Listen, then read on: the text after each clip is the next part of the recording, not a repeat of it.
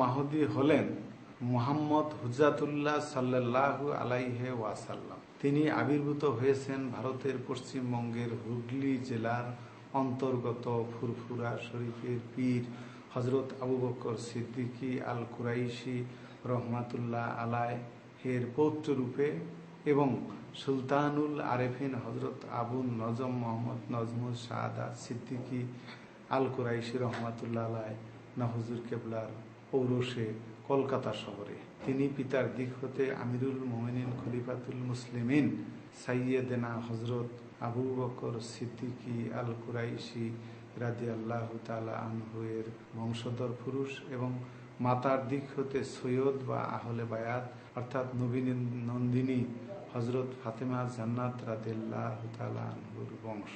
সর্বোপরি তিনি কুরআন করিমের সূরা বাকারার 124 নং আয়াত মোতাবেক মুসলমানদের পিতা হজরত ইব্রাহিম খলিলুল্লাহ আলাইহি ওয়াসাল্লামের প্রার্থনার সুফল তথা বংশধর।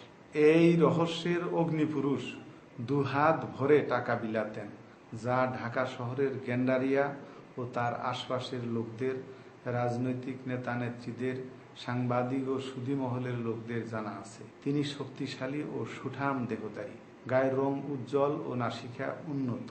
তার মুখমণ্ডল হতে সবসময় নূরের জ্যোতি প্রকাশ হতে থাকত।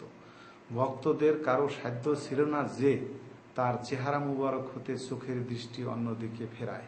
আমি অধিকাংশ সময়ই তাকে মানবাকৃতিতে দেখিনি, দেখেছি শুধু নূর আর নূর।